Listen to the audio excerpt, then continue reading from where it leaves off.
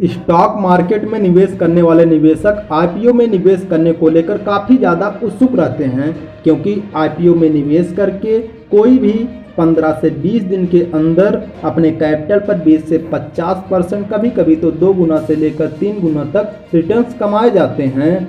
IPO में निवेश 3 कैटेगरियों में किए जाते हैं। रिटेल कैटेगरी, जो कि 15,000 रुपये से लेकर 2 लाख रुपए तक के निवेशक इस कैटेगरी में आते हैं। उसके बाद आता है HNI category, high net worth individual category.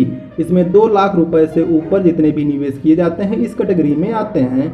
उसके बाद आता है QIB कैटेगरी। QIB कैटेगरी में बड़े बड़े कारपोरेट्स व म्यूचुअल फंड्स निवेश करते हैं। सेबी, जो कि स्टॉक मार्केट का रेगुलेटर है, ये समय समय पर स्टॉक मार्केट के जितने भी सेगमेंट हैं उनके नियमों में बदलाव करता रहता है। इसी तरह सेबी ने कुछ ऐसे नियमों में बदलाव किए हैं जिससे HNI कैटेगरी वालों को काफ़ी बड़ा झटका लगा है और रिटेल कैटेगरी वालों के लिए एक मौका मिला है पैसा कमाने के लिए। हम वीडियो में बढ़ते हैं आगे। उससे पहले अगर आपने चैनल को सब्सक्राइब नहीं किया है तो चैनल को सब्सक्राइब कर लीजिए और बगल के बेल आइकन को दबा दीजिए, उस पर ऑल पर क्लिक कर दीजिएगा। चलिए बढ़ते हैं, अब हम आगे समझते हैं पूरा माजरा क्या है। स्टॉक मार्केट का सेगमेंट है एक आईपीओ, जिसमें निवेश करके आप कम समय में ज़्यादा पैसे कमा सकते हैं। इसलिए आईपीओ में निवेश करने को लेकर काफ़ी ज़्यादा उत्सुकता रहती है लोगों में। तो आईपीओ में हमने आपको बताया 3 कैटेगरियाँ होती हैं, रिटेल, HNI और QIB। तो हम आप यहाँ रिटेल और HNI की बात करेंगे। अभी तक रिटेल और HNI में जो अलॉटमेंट होते थे हम आप उसको बता देते हैं आपको। रिटेल में लॉटरी बेसिस पे अलॉटमेंट होता था, यानी कि चाहे कोई 15,000 रुपये का एप्लीकेशंस लगाए या कोई 2 लाख रुपए का एप्लीकेशन लगाए, अगर उस आईपीओ में ओवर सब्सक्रिप्शन हो गया है तो हर एप्लीकेंट के 15,000 रुपये यानी कि 1 लाठी कंसीडर किए जाते हैं।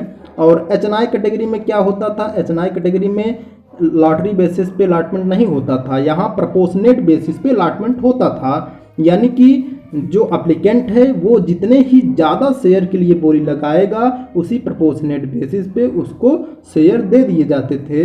यानी कि HNI कैटेगरी में ये इंश्योर होता था कि हमको इतना शेयर्स मिल जाएगा।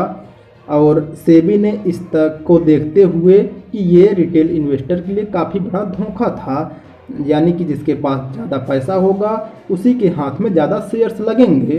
तो सेबी ने अपने नियम में बदलाव कर दिए। अभी तक रिटेल कैटेगरी में लॉटरी बेसिस पे अलॉटमेंट होता था, HNI कैटेगरी में प्रोपोर्शनेट बेसिस पे अलॉटमेंट होता था, लेकिन अब सेबी ने ऐसा बदलाव कर दिया है कि अब 1 अप्रैल 2022 से जितने भी आईपीओ आएंगे उसमें HNI कैटेगरी में भी लॉटरी बेसिस पे अलॉटमेंट होंगे। लेकिन हम आपको बता दें कुछ और भी नियम हैं HNI कैटेगरी में जिसको हमें आपको समझना अच्छा होगा। HNI कैटेगरी में दरअसल सेबी ने 2 कैटेगरियों में HNI कैटेगरी को बांट दिया है। पहला कैटेगरी है स्मॉल HNI कैटेगरी, यानी कि जो छोटे HNI कैटेगरी में आते हैं, और जो ये छोटे HNI कैटेगरी वाले होते हैं ये 2 लाख रुपए से लेकर 10 लाख रुपए तक के निवेशक माने जाते हैं। और HNI कैटेगरी में दूसरा कैटेगरी है बिग HNI कैटेगरी, यानी कि जो बड़े हाई नेटवर्थ इंडिविजुअल होते हैं, ये 10 लाख रुपए से जितने भी ऊपर के निवेशक होते हैं वो बिग HNI कैटेगरी में आते हैं। तो अब आप अगर 2 लाख रुपए से ऊपर के निवेश कर रहे हैं तो आप स्मॉल HNI कैटेगरी में आएंगे, और अगर आप 10 लाख रुपए से ऊपर के निवेश कर रहे हैं तो आप बिग हाई नेटवर्थ इंडिविजुअल में आएंगे। और एक बात तो जब क्लियर ही हो गई है कि यहाँ भी HNI कैटेगरी में भी अब लॉटरी बेसिस पे अलॉटमेंट होंगे अगर ओवर सब्सक्रिप्शन हो गया तो। और ओवर सब्सक्रिप्शन आज के आईपीओ में होना तय ही होता है अक्सर। अब HNI कैटेगरी में लॉटरी बेसिस पे अलॉटमेंट होगा, यानी कि अगर आप स्मॉल हाई नेटवर्थ इंडिविजुअल की बात करें तो इसमें चाहे आप 2 लाख रुपए का एप्लीकेशन लगाएं या फिर 10 लाख रुपए का एप्लीकेशन लगाएं, अगर ओवर सब्सक्रिप्शन हो जाता है तो आप कंसीडर 2 लाख रुपए ही किए जाते हैं आपके एप्लीकेशन। और इसी तरह हाई नेटवर्थ यानी जो बिग हाई नेटवर्थ इंडिविजुअल हैं उनमें चाहे आप ओवर सब्सक्रिप्शन अगर आईपीओ में हो जाता है तो चाहे आप 10 लाख रुपए का आप लगाए हैं या 10 लाख रुपए से ज़्यादा, आपके कंसीडर 10 लाख रुपए ही किए जाएंगे, यानी कि फुल लॉटरी बेस्ड सिस्टम हो जाएगा। अब बात करते हैं कि कितने shares small high net worth individual को दिए जाएंगे और कितने shares big high net worth individual के दिए जाएंगे। अभी तक जो आईपीओ आते हैं इसमें आईपीओ के साइज का 15% हाई नेटवर्थ इंडिविजुअल को डिफाइन किया जाता है यानी दिया जाता है। तो आपको बता दें कि 1/3 पार्ट यानी कि अगर 15% हाई नेटवर्थ इंडिविजुअल के लिए है तो उसमें 5% स्मॉल हाई नेटवर्थ इंडिविजुअल को जाएगा और 10% बिग हाई नेटवर्थ इंडिविजुअल के लिए जाएगा। अब एक बात तो फाइनल हो गई कि रिटेल कैटेगरी से लेकर एचएनआई कैटेगरी तक लॉटरी बेसिस पे शेयर्स अलॉट होंगे आईपीओ में। अब हम बात करते हैं कि रिटेल कैटेगरी वालों को इस नियम से ज़्यादा फ़ायदा है या एचएनआई कैटेगरी वालों को फ़ायदा है।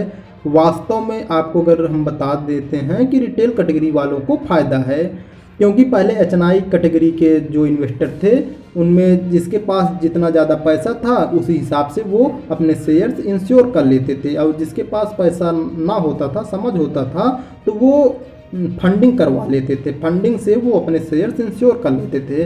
लेकिन रिटेल कैटेगरी में ऐसा नहीं होता था, यहाँ फंडिंग की भी सुविधा नहीं होती थी रिटेल कैटेगरी में, और वैसे भी फंडिंग करके कोई क्या करता, क्योंकि यहाँ लॉटरी बेसिस पे अलॉटमेंट होते थे और एचएनआई कैटेगरी में प्रोपोर्शनेट बेसिस पे होते थे, इसलिए फंडिंग किया जाता था और शेयर्स इंश्योर कर लिए जाते थे कि हमें कितने शेयर्स मिल जाएंगे। इसलिए ऐसा जो ये नियम सेबी ने लगाया है, इससे रिटेल कैटेगरी वालों को काफ़ी ज़्यादा मौका मिला है पैसा कमाने के लिए, और एचएनआई कैटेगरी वालों के लिए थोड़ा बहुत झटका है ये। अब हम बात करते हैं कि फ़ायदा कैसे उठाया जाए। अब यहाँ रिटेल कैटेगरी व एचएनआई कैटेगरी हम दोनों की बात कर देंगे, क्योंकि जब लॉटरी बेसिस सिस्टम हो गया तो यहाँ दोनों लोग समान हो गए। बस बात यही है कि एचएनआई कैटेगरी को जो निवेशक हैं उनके पास ज़्यादा पैसा है तो वो ज़्यादा एप्लीकेशन यानी ज़्यादा अकाउंट से लगा सकते हैं, और जो रिटेल है उनके पास थोड़ा कम पैसा है तो वो कम अकाउंट से कम शेयर्स के लिए लगा सकते हैं। बस यही अंतर रह गया और दोनों को अलॉटमेंट सिस्टम तो एक ही हो गया, इसलिए हम इनको एक नज़र से देखते हैं। देखिए, अब इस नियम से ज़्यादातर रिटेल निवेशक एचएनआई कैटेगरी में चले जाएंगे जो कि 2 लाख रुपए तक के निवेश करने का दम रखते थे। अब अगर हमें आपको फ़ायदा उठाना है तो ज़्यादातर हमारे पास अकाउंट ज़्यादा होने चाहिए, यानी कि डीमेट अकाउंट ज़्यादा होने चाहिए। अगर आपके पास डीमेट अकाउंट नहीं है तो हम डिस्क्रिप्शन में लिंक दे रहे हैं, उससे जाके आप डीमेट अकाउंट खुलवा लीजिए, चाहे जीरोधा में खुलवा लीजिए चाहे अपस्टॉक में खुलवा लीजिए, लेकिन अकाउंट आप अपने फैमिली मेम्बर्स या जो भी आपके हैं उसका खुलवा दीजिए, क्योंकि जितना ही ज़्यादा आपके पास डीमेट अकाउंट होंगे उतने ही ज़्यादा आपके चांस अब रहेंगे, एचएनआई कैटेगरी हो चाहे रिटेल कैटेगरी हो। तो एक बात तो आपको बता दें कि आप एक ही अकाउंट से दोनों कैटेगरी में अप्लाई कर सकते हैं, रिटेल कैटेगरी में भी और एचएनआई कैटेगरी में भी एक आईपीओ में 2 कैटेगरियों में अप्लाई कर सकते हैं। तो जब आपके पास ज़्यादा अकाउंट हो जाएगा तो आप रिटेल कैटेगरी में भी एक शेयर के लिए लगा दीजिए और एचएनआई कैटेगरी में भी 2 लाख अगर आप छोटे एचएनआई हैं तो 2 लाख रुपए तक का निवेश आप एचएनआई कैटेगरी में भी लगा दीजिए, और इसी तरह आपके पास ज़्यादा अकाउंट होंगे उतने ही ज़्यादा आपके प्रॉफिट्स होंगे। लेकिन एक फ़ायदे की और हम बात करते हैं कि फंडिंग के लिए, पहले तो एचएनआई कैटेगरी में ही फंडिंग लिया जाता था, लेकिन जब लॉटरी सिस्टम हो गया तो एचएनआई को थोड़ा दिक्कत होगा फंडिंग लेने के लिए, क्योंकि पहले तो इंश्योर रहता था कि इतने शेयर्स हमको मिल जाएंगे, इतने फ़ायदे हो जाएंगे, लेकिन अब तो इंश्योर ही नहीं है कि आपको मिलेंगे शेयर कि नहीं मिलेंगे। इसके लिए अब ये करना होगा कि आपके पास ज़्यादा से ज़्यादा अकाउंट होने चाहिए और आप हर अकाउंट में फंडिंग लेकर आप शेयर्स अपने एप्लीकेशन लगाइए। जैसा कि फंडिंग में होता क्या है कि आपको अगर 2 लाख रुपए चाहिए तो आपको 20 से 30 हज़ार रुपये मार्जिन के रूप में देना होगा, और अगर आपको 10 लाख रुपए यानी कि बिग हाई नेटवर्थ इंडिविजुअल में निवेश करना है कि आपको 10 लाख रुपए की फंडिंग चाहिए तो आपको 1 लाख रुपए तक मार्जिन के रूप में देना होगा। इसी तरह आपके पास ज़्यादा अकाउंट हो और आप फंडिंग अकाउंट भी ज़्यादा खुलवा कर ज़्यादा से ज़्यादा अमाउंट में एप्लीकेशन लगाइए। इसी तरह आप फ़ायदा उठा सकते हैं आईपीओ से। आप हमारे साथ बने रहिए, हम आपको आगे भी ऐसी वीडियो लाते रहेंगे जिससे आपको स्टॉक मार्केट में फ़ायदा हो और नुकसान ना हो। आपको वीडियो कैसे लगी आप कमेंट करके ज़रूर बताइएगा। आपको कौन सी वीडियो और चाहिए स्टॉक मार्केट में वो भी आप कमेंट में लिख दीजिएगा। अगर वीडियो अच्छी लगी हो तो आप लाइक कीजिए। अगर वीडियो में आपको कुछ भी दिक्कत लगा हो या बुरी लगी हो तो आप डिसलाइक कर दीजिए। और अगर आपने लाइक किया है तो वीडियो को ज़रूर शेयर भी कीजिएगा। चलिए।